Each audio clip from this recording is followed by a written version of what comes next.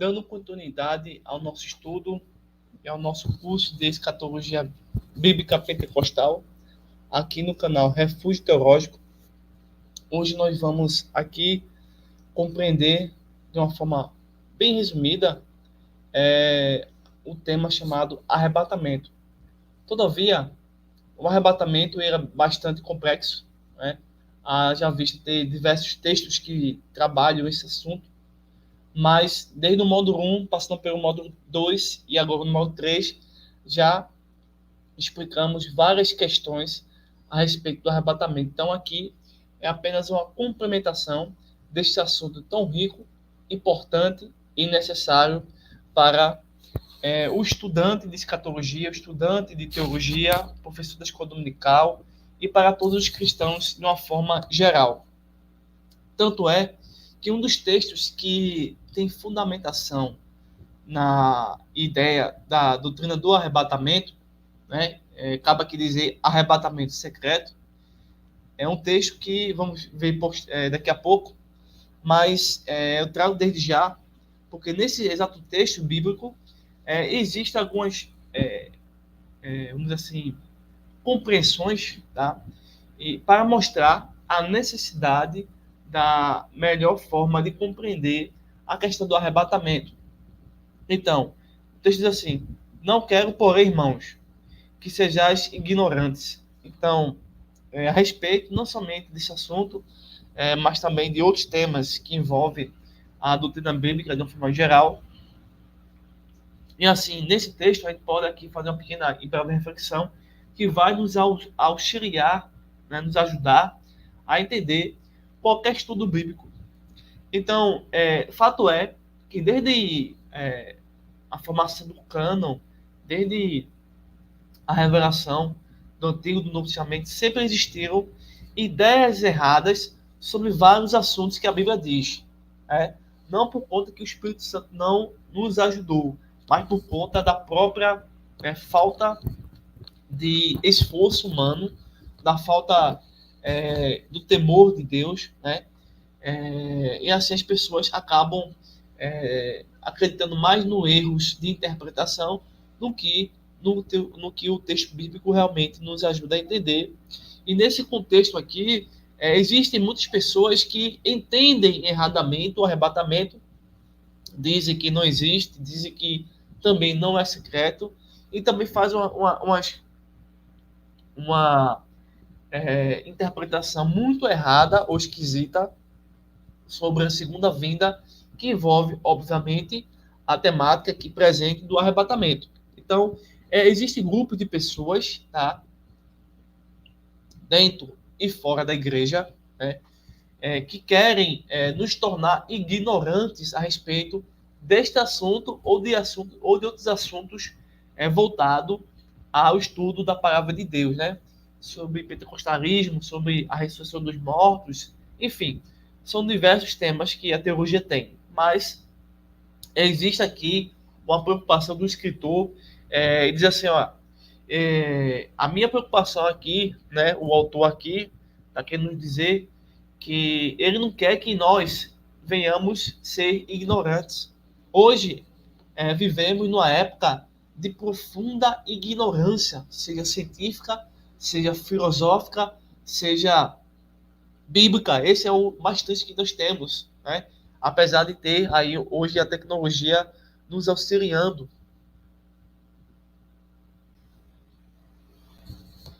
E assim, meus amigos e estudantes aqui do canal, né, nós temos a gratificação, né, somos gratos por vocês participarem aqui nos nossos estudos, que a maioria dos nossos estudos são abertos a quem quer nos ajudar, a quem não pode nos ajudar. Todos os nossos estudos temos mais de 400 vídeos aqui no YouTube, levando ensinamentos, levando conhecimento, levando sabedoria a qualquer pessoa que tiver necessidade, auxiliando, dando mentorias, né? Esse é o nosso intuito, porque a gente não quer que nenhum de vocês sejais ignorantes. Nenhum de vocês aqui que faz parte de um grupo do WhatsApp, um grupo da escola, né, de filosofia cristã superior, grupos específicos das classes, o canal aqui no YouTube, no Instagram, no Facebook. Nenhum de vocês que me acompanha, que conhece o nosso trabalho, que conhece a nossa preocupação, né? É uma preocupação diária com o estudo, com o exercício. Atualmente, hoje, estou me voltando muito mais à questão filosófica, política e histórica de fenômenos sociais. Mas nós damos continuidade à grande necessidade que é o estudo da palavra de Deus, seja na área da teologia, da escatologia, sistemática e assim por diante, né?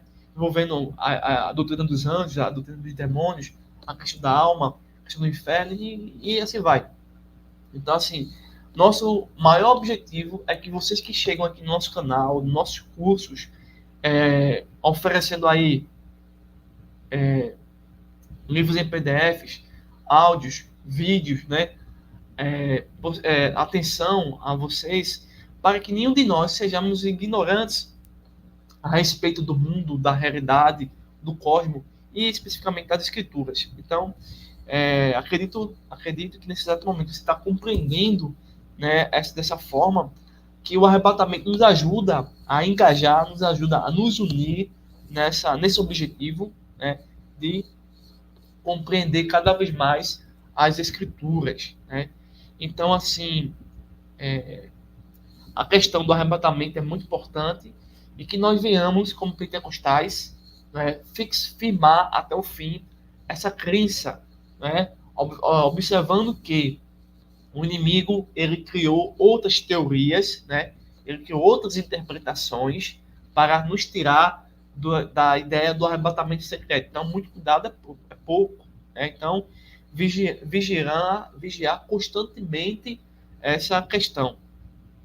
Mas também a gente vai ver aqui, né, textos bíblicos clássicos do arrebatamento, o que significa arrebatamento, qual é a palavra grega para essa palavra, né? E por fim, esse capítulo 3, que envolve o arrebatamento, vai nos ajudar a entender o que acontece justamente, né, nesse assunto com as pessoas vivas durante o arrebatamento e com que estão mortos. O que acontece? Qual a explicação que a gente pode extrair da Bíblia a respeito deste assunto? Então, eu vou passar aqui para vocês, fazer a leitura, fiz a pequena introdução a vocês, fazer a leitura e vocês vão compreender aqui todo o assunto envolvendo o arrebatamento. Passa aqui. Bem, o pentecostalismo, tá? Não confundir de forma nenhuma com o neopentecostalismo, que o neopentecostalismo já decai-se para uma seita, né, para uma heresia. Então, nós estamos falando do pentecostalismo original, né? O pentecostalismo raiz, tá? Então, o pentecostalismo nunca deixou de manifestar nas suas mensagens bíblicas e teológicas o advento da maior esperança da igreja na atual dispensação da graça, o arrebatamento do santo. Isso é verdade. Pelo menos aqui, até um certo tempo, né, antes de eu me formar, havia alguns pregadores, né, que falavam constantemente sobre a volta de Cristo, o arrebatamento, né, da igreja, mas de uns tempos para cá, hoje não está tão nessa profundeza de assunto dentro dos temas que nós temos acompanhados nesses últimos dias. Mas sempre foi uma coisa marcante dos pentecostais. Sempre fará da urgência, do alerta da volta do Cristo. Né? Então, isso é algo marcante em nós. Então, falando sobre a doutrina pentecostal sobre o arrebatamento. Doutrina bíblica. É um ensino normativo, terminante, final, extraído das Sagradas Escrituras e concernente à fé em Deus e à prática da vida cristã.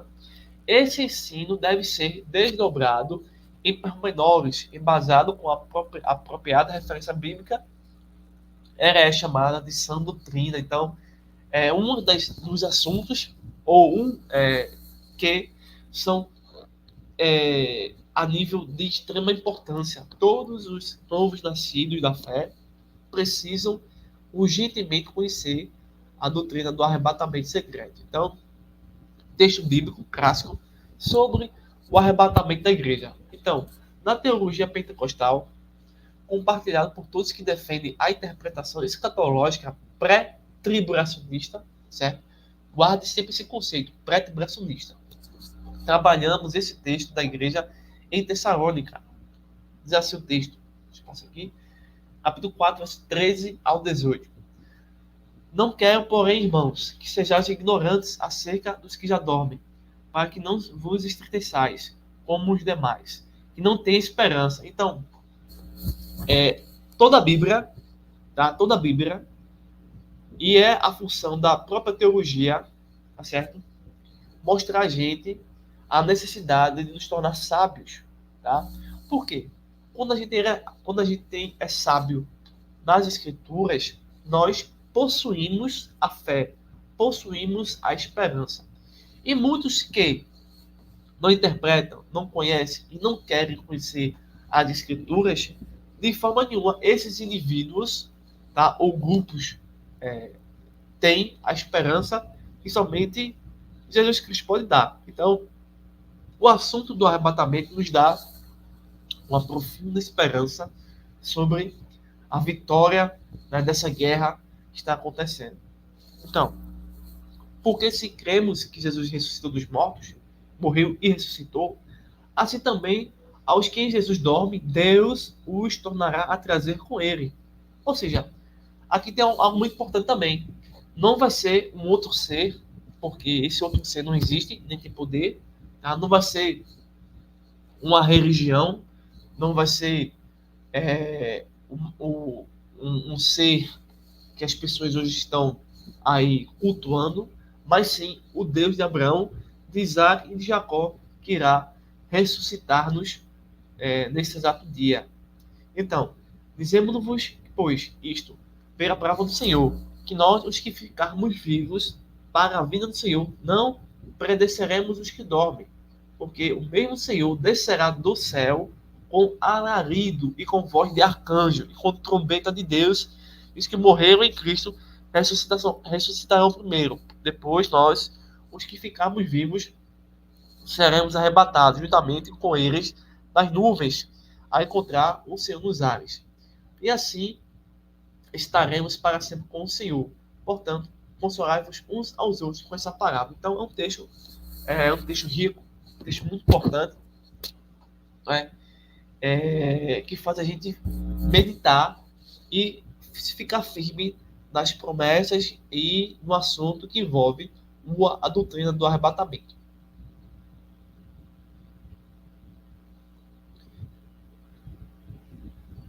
Doutrina do arrebatamento na igreja de Tessalônica. O interessante nessa passagem bíblica é que a igreja primitiva de Tessalônica recebe um dos melhores ensinos doutrinários em toda a Bíblia. Trata-se da doutrina do arrebatamento e da ressurreição dos mortos. Nessa carta encontramos, ou epístola, os cuidados de um líder espiritual tratando com os membros de uma igreja, uma das doutrinas de grande interesse do seu ministério pastoral. Uma pequena pausa aqui, pessoal. Veja como a Bíblia se preocupa com a pessoa humana. Veja como a Bíblia se preocupa com a igreja, com a comunidade cristã, com o indivíduo, com o cristão, né? Veja esse cuidado, esse carinho de nos apresentar a essência da palavra de Deus, o assunto sobre o arrebatamento. Então, há um cuidado, há uma atenção redobrada a esse assunto, tá? Que os apóstolos e todos os profetas, ao escreverem, né, têm esse cuidado, esse carinho, esse zelo, né? Pois faz parte do ministério pastoral. Aí eu pergunto a vocês, quantas igrejas hoje, sejam elas pentecostais ou reformadas, têm esse amor, esse cuidado, esse zelo pela doutrina, para cuidar das almas, para orientar as almas? São poucas as igrejas que se preocupam com esse fator, mas graças a Deus que nós temos as escrituras em pleno século XXI, apesar de ter existido diversas heresias, diversas guerras, diversas situações que estavam fora do nosso controle, do nosso imaginário, mas as escrituras chegaram nas minhas mãos, nas suas mãos, e hoje nós estamos realmente recebendo algo muito importante, que é este assunto sobre a questão do arrebatamento da igreja. Veja aí, tá certo? Essa é uma pequena pausa, mas voltando aqui ao assunto. que é parte do assunto, tá bom? A sua postura de doutrinador da igreja do Senhor começa com a advertência à igreja em Tessalônica. Veja só que a advertência era muito importante, mas não é uma advertência para nos deixar inferiorizado, uma advertência que nos deixa com vergonha, ao contrário, é uma advertência, é uma comunicação que nos faz a gente prestar bastante atenção ao conteúdo, né, dessa urgência, e essa advertência traz essa seguinte questão. Não quero, porém, irmãos, que sejais ignorantes. No grego é agneo, não saber, ser ignorante, não compreender. Então, muito provavelmente o apóstolo Paulo escrevia aqui em resposta a perguntas que lhe tinham sido feitas. Os crentes tessalonicenses tinham várias ideias errôneas sobre a natureza e significado da segunda vinda. Então, isso é normal, tá? Até certo ponto, ter noções erradas no sentido de não entender o texto bíblico, né? Muitas vezes a gente se depara com um texto e não consegue compreender aquele assunto, então é necessário realmente fazer uma pesquisa maior, mas tem pessoas que acabam dando ouvido a espíritos enganadores, né?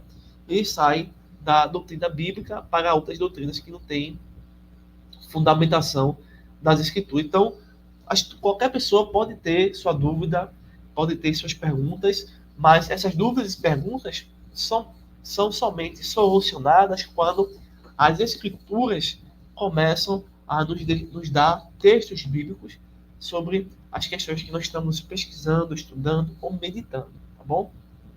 Então, e até mesmo possível que alguns deles, tal como alguns de Corinto, duvidassem da realidade da ressurreição dentre os mortos, embora não pareça ter sido esse o principal problema dos Tessalonicenses. A resposta do apóstolo Paulo sobre as questões. Então, a segunda vinda de Cristo era motivo de interesse especial por parte da igreja cristã primitiva. O 15º versículo do presente capítulo indica que Paulo esperava achar-se entre os vivos quando isso ocorresse, tal como se vê em 1 Coríntios capítulo 15, verso 51. Paulo e a igreja cristã primitiva, em geral, não antecipavam um longo intervalo como tem sido nossa era da graça, mas pregavam para dentro de pouco tempo a segunda vinda de Cristo. Ora, visto que essa doutrina era uma novidade teológica, foi mal compreendida de diversas maneiras. Alguns dos crentes tessalonicenses evidentemente acreditavam que somente aqueles que pudessem manter-se fisicamente vivos até aquele acontecimento seriam os beneficiados pela segunda vinda de Cristo e pelo estabelecimento de seu reino. Então, Paulo escreveu isso provavelmente em resposta a um apelo especial que tinha feito em carta, indagando se a morte física ocorria antes da vinda de Cristo. Furtaria os crentes da sua glória e de seus efeitos. Então, Paulo respondeu que todas as bênçãos associadas ao retorno de Cristo à Terra, são conferidas tanto aos crentes vivos como aos crentes mortos, tá? Portanto, esses últimos não estão verdadeiramente mortos, pois o seu espírito sobrevive. E a todos esses Cristo trará quando o seu segundo advento acontecer. Porque o retorno de Cristo assinará, entre outras coisas, a grande reunião de todos os entes queridos que tinham tido fé mútua em Cristo.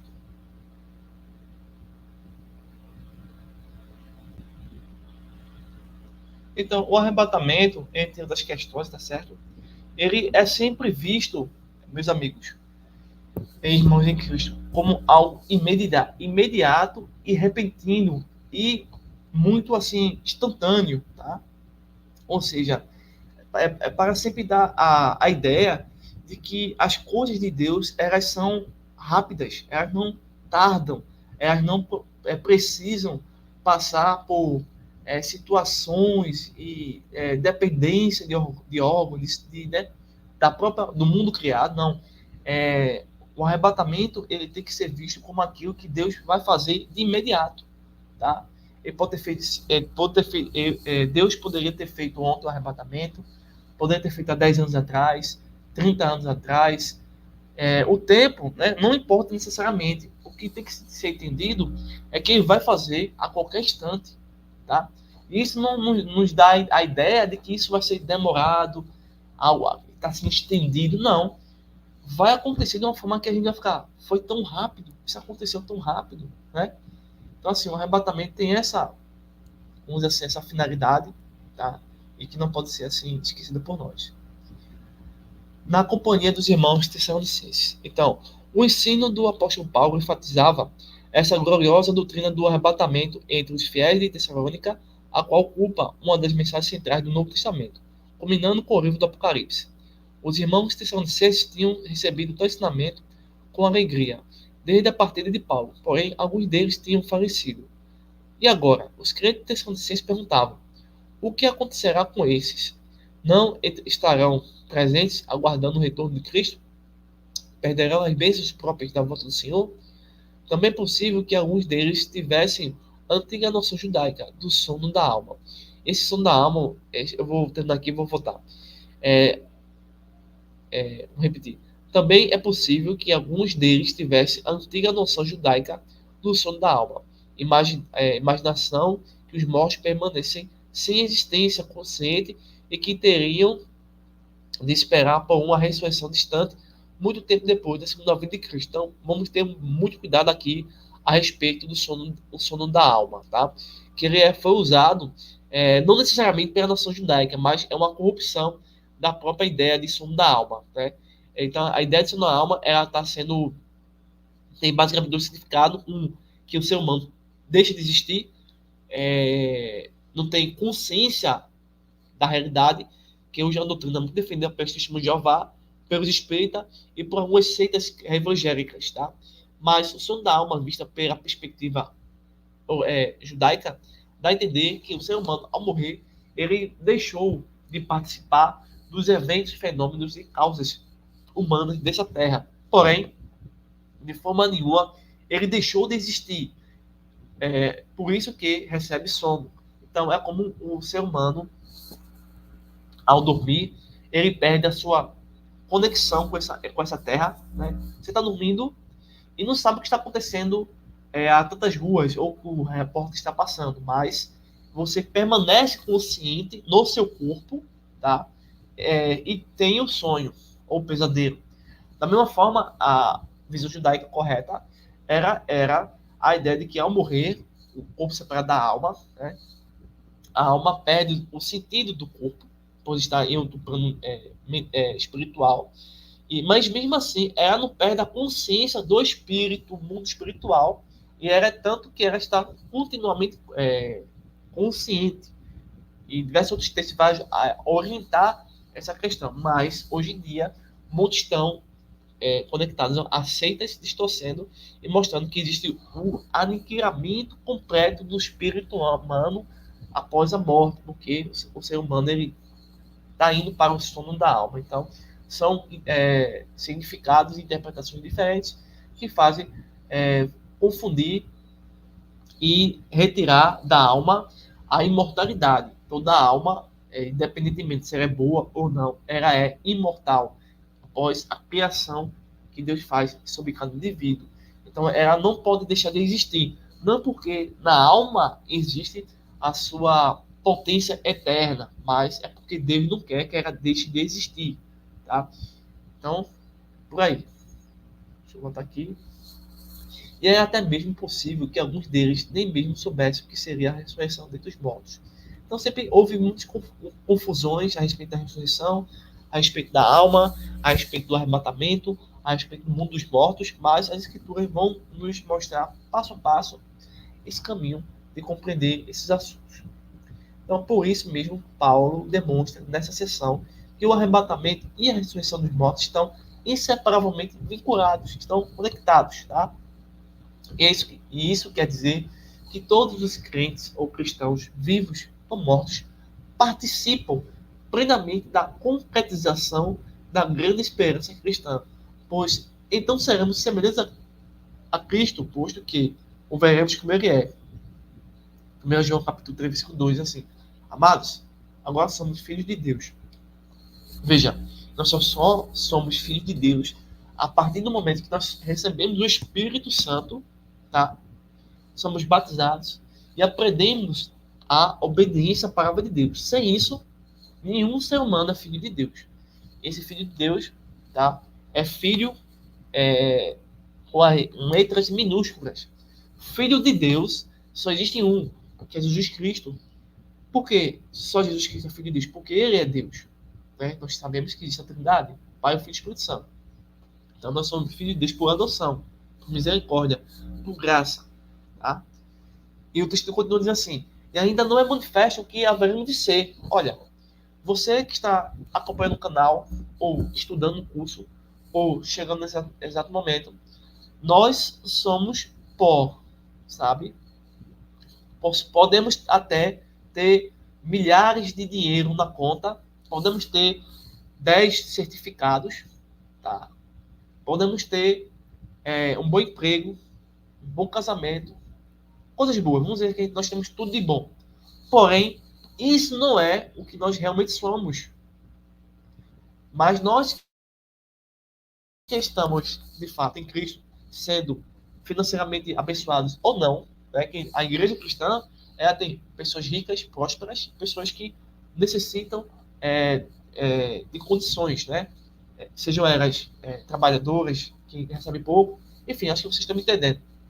Mas, mesmo assim, você possuindo muito dinheiro ou pouco conhecimento, o que você de fato vai ser, ainda vai acontecer. Tá? Você pode olhar para o seu corpo, para a sua mente, para os seus estudos e ver que não é nada. Sim, realmente nós não somos nada. Mas existe uma promessa de que na ressurreição nosso ser será totalmente transformado. Totalmente transformado. É como assim? Vou dar uma figura de linguagem. Só para entender essa pequena expressão aí. E ainda não é manifesto o que haveremos de ser. Nós somos caco de barro. Nós somos uma pedrinha. Nós somos uma terra úmida. Então, nesse momento do arrebatamento, essa terra úmida, podre, essa terra que fede, essa terra contaminada, essa terra infértil, né? Não só, vai ser transformada em um diamante. Imagine, se você fosse uma terra e alguém chegasse para você, pegasse você e transformasse você, que é essa terra, que não serve para nada, em um diamante. Veja só. Que coisa maravilhosa. Então, só para você entender isso aí. Então, mas sabemos que quando ele se manifestar, Jesus Cristo, seremos semelhante a ele. Veja que coisa maravilhosa. Porque assim como o veremos. Veja que coisa fantástica. Indo mais adiante, sinopse sobre o arrebatamento. Então, o arrebatamento é uma palavra grega que é rapazo. E rapazo significa rápido, remoção, algo súbito, né? Uma retirada súbita. Então, esse será um dos mais marcantes para todos os que esperam com fé na vida de Cristo. Tal acontecimento é registrado em toda a Bíblia. Esse evento será o início fundamental para o desencadeamento de uma série de acontecimentos escatológicos futuros no campo da escatologia. Depois, se vocês puderem, apesar de que nós já fizemos a explanação do Apocalipse, capítulo 1, versículo 3, tá uma referência para depois meditar novamente. Nós temos o que agora? Convocação dos santos. Dar-se-á pela ordem divina e o ressoar da trombeta de Deus. Representa a voz de comando para os mortos e vivos em Cristo subir ao seu encontro. Então, essa trombeta de Deus, nós não sabemos, infelizmente, como era feita, fabricada, que material era produzida, não é? De que formato era, de que tamanho. Tá? Temos pequenas impressões das trombetas aqui nesse mundo, mas o fato é que essa trombeta será uma trombeta de poder, de autoridade, acima de tudo e de todos. Então, em Números 10, 1 ao 3, a trombeta servia para reunir o povo de Israel para ouvir o seu líder na porta da congregação. E o que há de suceder a todos nós? A palavra ressurreição vem do grego anastasis, que é retornar à vida. O que acontecerá aos mortos em Cristo? Veja aí que alguém pode perguntar: o que vai acontecer conosco se estivermos mortos nessa ressurreição? Né? Então a Bíblia diz: os que morreram em Cristo ressuscitarão primeiro. 1 Tessalonicenses, capítulo 4, versículo 16. Todos os santos que morrem no Antigo e Novo Testamento, que estão no seio de Abraão, ou seja, no paraíso, Lucas 23, 43, 2 Coríntios, capítulo 2, versículo 12, capítulo 1, capítulo 12, versículo 4, aguardando o momento determinado por Deus, receberão ordem para assumirem os seus corpos glorificados, né, transformados. Você pode conferir em Filipenses capítulo 3, versículo 21, e 2 Coríntios capítulo 4, versículo 14. Então, já que nós sabemos o que vai acontecer com os mortos e o que vai acontecer com os vivos, né? Alguém pode ter essa dúvida aí. A Bíblia era rápida, era pontual. A Bíblia diz assim: depois nós, os que ficarmos vivos, seremos arrebatados juntamente com eles, os mortos. 1 Tessalonicenses, capítulo 4, versículo 17. Todos os salvos dos quatro cantos da terra ouvirão o estrugir da trombeta, e assim todos que estiverem vivos serão transformados. 1 Coríntios, capítulo 15, versículo 52. Será a redenção do nosso corpo. Romanos, capítulo 8, versículo 23. 1 Coríntios, capítulo 15, versículo 54. O encontro com Jesus Cristo nos ares, nos céus, né? Nas nuvens. Com o arrebatamento da igreja, tanto os mortos como os vivos encontrar-se-ão com Cristo nos ares, conforme 1 Tessalonicenses, capítulo 4, versículo 17. Esses que irão ao encontro são apenas os santos que aguardaram fielmente esse dia para receberem a coroa da vitória. Desde agora, a coroa da justiça está me aguardada, a qual o Senhor, justo juiz, me dará naquele dia, não somente a mim, mas também a todos os que amarem a sua vinda. 2 Timóteo, capítulo 4, versículo 8. Então a Bíblia apresenta duas ressurreições. Primeiro, a dos justos e a dos injustos, com intervalo de aproximadamente de 1000 anos. Você pode dar uma estudada aí, João capítulo 5, versículo 28, 29, Apocalipse capítulo 20, versículo 5, e Daniel capítulo 12, versículo 2. Nesse exato momento, a gente finaliza o capítulo número 3 e vamos posteriormente aguardar os novos vídeos que vão trabalhar o assunto sobre o Tribunal de Cristo, algo muito importante, necessário para a nossa compreensão desses assuntos como um todo. Então, no próximo vídeo vamos trabalhar sobre o Tribunal de Cristo, tá bom? Hoje foi sobre o arrebatamento secreto da igreja. Espero que todos tenham entendido, tenham gostado do conteúdo, da explicação. Deixe o seu like, a sua curtida, os seus comentários, tá? Então, forte abraço a todos, bons estudos, aí até breve. Muito obrigado.